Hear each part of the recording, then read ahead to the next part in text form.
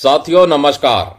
आज की वीडियो में हम कवर करेंगे नाना केस यानी neither attributable to nor aggravated to.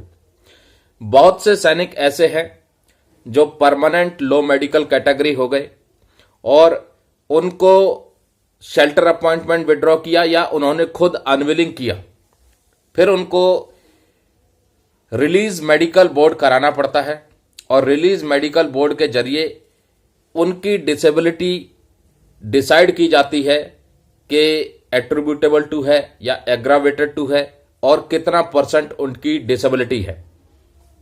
दोस्तों,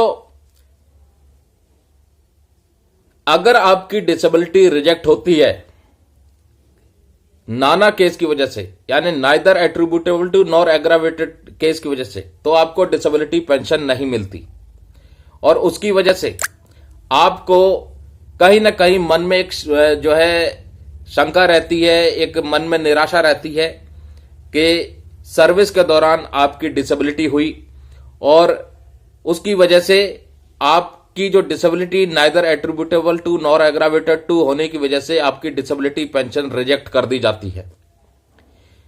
ऐसे में आप क्या कर सकते हैं भाई? रिकॉर्ड से आपके पास लेटर आया जिसमें रिजेक्शन बताया गया, सैंक्शन जो हुआ है वो आपकी डिसेबिलिटी को रिजेक्ट किया गया है, डिसेबिलिटी पेंशन को, लेकिन परसेंटेज 20% से भी ज्यादा है।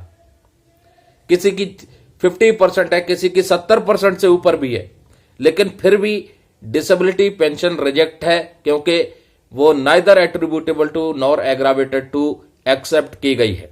अब एट्रीब्यूटेबिलिटी को समझें। एट्रीब्यूटेबिलिटी कब मानी जाती है? आपकी कोई इंजरी जो सस्टेन हुई है ऑन ड्यूटी में, उसको एट्रीब्यूटेबल टू मिलिट्री सर्विस मानी जाएगी।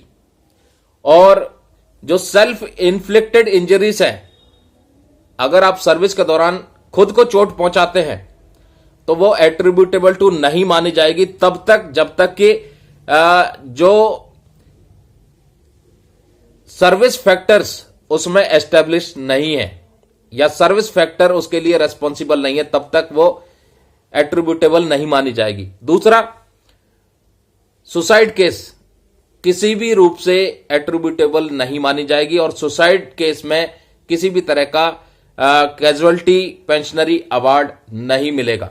अब ये जो टर्म आ रहा है एट्रीब्यूटेबिलिटी का इंजरी के संबंध में, ऑन ड्यूटी टर्म, ये ऑन ड्यूटी टर्म को थोड़ा समझना पड़ेगा। ऑन ड्यूटी में क्या क्या चीजें शामिल है? सबसे पहले दोस्तों, ऑन ड्यूटी के लिए पहला जो क्लॉज है, when performing an official task or a task the failure to perform which would constitute an offence triable under the disciplinary code applicable to him oblique हर।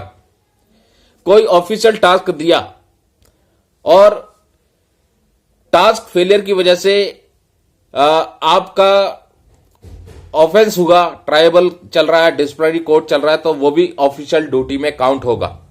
दूसरा, when moving from one place to another duty place irrespective mode of transportation, एक जगह से दूसरी जगह आप जा रहे हैं ड्यूटी प्लेस पर, वो भी ऑन ड्यूटी काउंट होगा, लेकिन उसमें भी कंडीशन है कि आप जो है ऑथराइज मोड ऑफ ट्रांसपोर्टेशन से जा रहे हैं। अब ऑथराइज है ट्रेन और आप जा रहे हैं कार से, और आपका अगर चोट लग जाती है, इंजरी हो जाती है, तो वो एट्रीब्यूटेबल नहीं होगा। ऑथराइज है बस से, आप जा रहे हैं किसी और से, वो भी काउंट नहीं होगा। ऑथराइज है कानवाई से, आप सिविल बस में जा रहे हैं, वो भी काउंट नहीं होगा। तो attributability irrespective of the mode of transportation, वो भी इसमें शामिल है।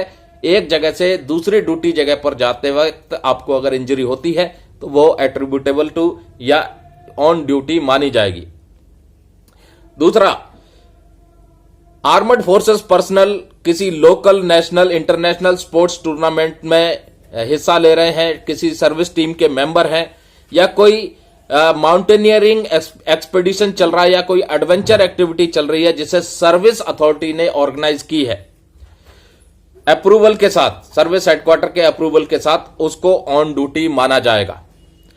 दूसरा, अगर कोई ऐसे एडवेंचर एक्टिविटी में आप पार्टिसिपेट कर रहे हैं, कोई माउंटेनियरिंग एक्सपीडिशन में आप पार्टिसिपेट कर रहे हैं जो प्राइवेट सेक्टर ऑर्गेनाइज कर रहा है और आप अपनी हॉबी और इंटरेस्ट के हिसाब से उसमें पार्टिसिपेट कर रहे हैं, भले ही आपने सर्विस अथॉरिटी से परमिशन ले रखी हो, उसमें अगर आपको चोट लगी तो वो ऑन ड्यूटी काउंट नहीं होगा और ना ही आपकी एट्रीब्यूटेबिलिटी काउंट होगी। तीसरा दोस्तों, किसी स्पोर्ट्स या गेम्स एक्टिविटी में आप पार्टिसिपेट कर रहे हैं जिसमें कि लोकल सर्विस अथॉरिटी का अप्रूवल है और अगर आपकी डेथ या डिसेबिलिटी अराइज होती है तो उसमें भी वो ऑन ड्यूटी काउंट होगा। ऐसे में ऑन ड्यूटी जहां पर आपके लिए एप्लीकेबल हो गई वहां पर आपकी इंजरी के ऊपर एट्रीब्यूटेबिलिटी मानी जाएगी, यानी फौज की वजह से आपको चोट लगी। इनमें से अगर आपका कोई कंडीशन नहीं है तो वो एट्रीब्यूटेबिलिटी नहीं मानी जाएगी और यही कुछ कारण है जिसकी वजह से आपकी डिसेबिलिटी पेंशन रिजेक्ट कर दी जाती है इंजरी के मामले में। इसी तरह से एग्रावेटेड भी होता है, उसकी भी टर्म्स हैं, और इंजरी के अलावा अगर आपको कोई डिसीज लग गया है उसकी भी टर्म्स अलग है कि सर्विस के दौरान ऐसी जगह पर आपकी पोस्टिंग थी जहां पर active operation, high altitude, extreme cold या एक्सट्रीम हॉट क्लाइमेट या एक्सट्रीम फिजिकल एक्सर्शन जैसे एक्सपोजर है, जहां पर इंफेक्शन की मात्रा है, केमिकल्स है, आयोनाइजिंग रेडिएशंस है, तो इससे भी आपकी जो एट्रीब्यूटेबिलिटी मानी जाएगी। अब एट्रीब्यूटेबिलिटी है नहीं, एग्रावेटेड है नहीं, डिसेबिलिटी पेंशन रिजेक्ट कर दी, लेकिन डिसेबिलिटी 20% से ऊपर है, किसी की 40 से किसी की 70% से भी ऊपर है।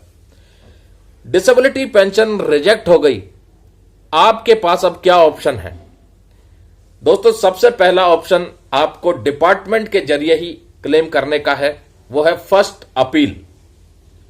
फर्स्ट अपील आप जो करेंगे वो आपके रिकॉर्ड ऑफिस से होती हुई सर्विस हेडक्वार्टर तक जाएगी और वहां पर डिसाइड किया जाएगा कि आपको डिसेबिलिटी पेंशन देनी है या नहीं देनी है।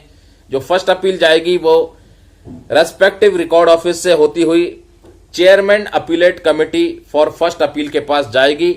विद इन 6 मंथ के अंदर ये जाना है, जिस डेट से आपके पास जो गवर्नमेंट का सैंक्शन लेटर आया होगा जिसमें आपकी डिसेबिलिटी पेंशन रिजेक्ट की होगी, उस डेट से 6 महीने के अंदर इसका डिसीजन हो जाता है। और अगर एक्सेप्ट हो गया तो बहुत बढ़िया, अगर रिजेक्ट हो गया तो सेकंड ऑप्शन मिलता है आपको सेकंड अपील का। सेकंड अपील भी आपके रिकॉर्ड ऑफिस के थ्रू जाएगी कॉम्पिटेंट अथॉरिटी के पास। वहां पर जो है बोर्ड ऑफ मेंबर्स बैठेंगे सेकंड अपीलेट के और वहां डिसाइड किया जाएगा कि आपको डिसेबिलिटी देनी है या नहीं देनी है, based on rules and regulation जो भी है उसके आधार पर। अगर वहां से रिजेक्ट हो गई तो फिर आपके पास जो थर्ड ऑप्शन बचता है वो है दोस्तों कोर्ट केस का। और उससे पहले जो 2 ऑप्शन है फर्स्ट अपील और सेकंड अपील वो डालनी है, लेकिन बहुत से लोग यही गलती करते हैं। फर्स्ट अपील डालने से पहले आपके पास जो रिकॉर्ड से रिजेक्शन लेटर आता है डिसेबिलिटी पेंशन का, उसके साथ एक फॉर्मेट भी आता है फर्स्ट अपील का। आप लोग क्या करते हैं, सिर्फ उस फॉर्मेट को भर करके भेज देते हैं, उसके साथ और भी बहुत कुछ लगाना होता है ताकि आप प्रूफ कर सकें कि आपकी जो डिसेबिलिटी है वो एट्रीब्यूटेबल टू है या एग्रावेटेड टू है। उस चीज के लिए आप हमसे संपर्क कर सकते हैं। दोस्तों, service pension, disability pension, family pension, invalid pension से संबंधित जानकारी के लिए आप हमें इस नंबर पर संपर्क करें। जो भी मदद होगी वो करेंगे और अपनी मेहनत का हम दोस्तों चार्ज करते हैं। नमस्कार, जय हिंद, जय भारत दोस्तों।